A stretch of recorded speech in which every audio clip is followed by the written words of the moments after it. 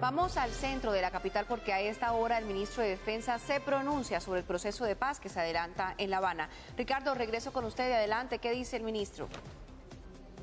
Carolina, acaba de terminar la intervención acá del ministro de Defensa y ha dicho que las fuerzas militares no son deliberantes, pero lo que no se puede pedir es que no piensen o tengan acción. El ministro de Defensa también han dicho que las Fuerzas Armadas han permitido el desarrollo del proceso de paz y que no serán una piedra en el zapato para que se consolide este proceso. Escuchemos lo que acaba de decir hace minutos el ministro de Defensa, Juan Carlos Pinzón.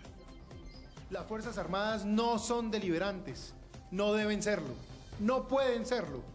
Es aceptable que lo lleguen a hacer, pero lo que nadie le puede pedir a un hombre o a una mujer de las Fuerzas Armadas es que no tenga derecho a pensar o no tenga derecho a tener una visión.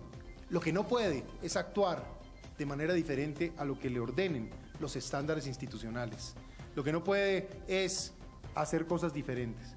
En este sentido, mucho se ha comentado también que si es que las Fuerzas Armadas tienen gente que está en desacuerdo o no con los momentos que están viviendo.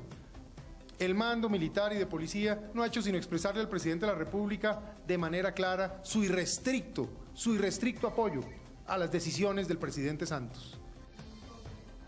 Ha dicho el ministro Juan Carlos Pinzón que le parece inaceptable que haya sectores políticos que quieran poner a las fuerzas militares en el lugar que no corresponde y que también, dice, las fuerzas militares tendrán que seguir preparadas para un postconflicto en el tema del narcotráfico, por supuesto, y atacar a los otros grupos que puedan surgir después de un proceso de paz. Es la información de última hora que tenemos en el centro de la capital. Continúe usted con más noticias. Gracias, Ricardo. La senadora por el Centro Democrático, Susana Correa, fue llamada por la Fiscalía luego que el hacker Andrés Sepúlveda la mencionara en uno de sus interrogatorios con el organismo judicial.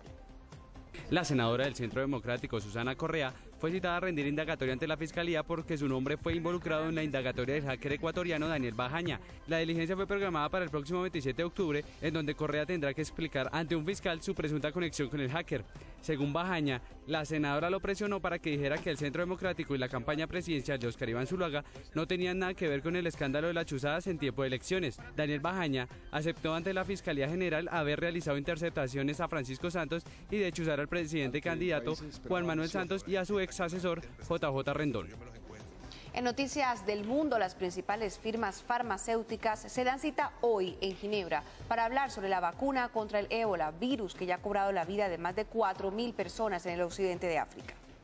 Debido al último informe de la Organización Mundial de la Salud que asegura que el brote está imparable, hoy en Ginebra, Suiza, se reunirá esta entidad con las farmacéuticas más importantes del mundo para acelerar la producción y las pruebas de la vacuna contra esta fiebre hemorrágica que en lo corrido del año ha infectado a casi 10.000 personas, de las cuales 4.877 han fallecido. De los infectados, 443 son trabajadores de la salud y han fallecido 244, lo que dificulta el tratamiento de la fiebre hemorrágica, ya que estos países no cuentan con suficiente personal y equipo médico para contener la propagación del virus. La Organización Mundial de la Salud informó que hay escasez de camas en las clínicas, por lo que muchos de los pacientes deben ser tratados en sus casas, lo que facilita la propagación del virus. En Liberia solo el 23% de los pacientes son hospitalizados y se necesitan aproximadamente 4.300 camas que ayudarían a frenar la pandemia. El secretario general de la Federación Internacional de Cruz Roja y Media Luna Roja, Ed Halassi, dijo que con un buen aislamiento o buen tratamiento de los casos confirmados y entierros dignos y seguros para los fallecidos, la pandemia se podría contener en 6 meses.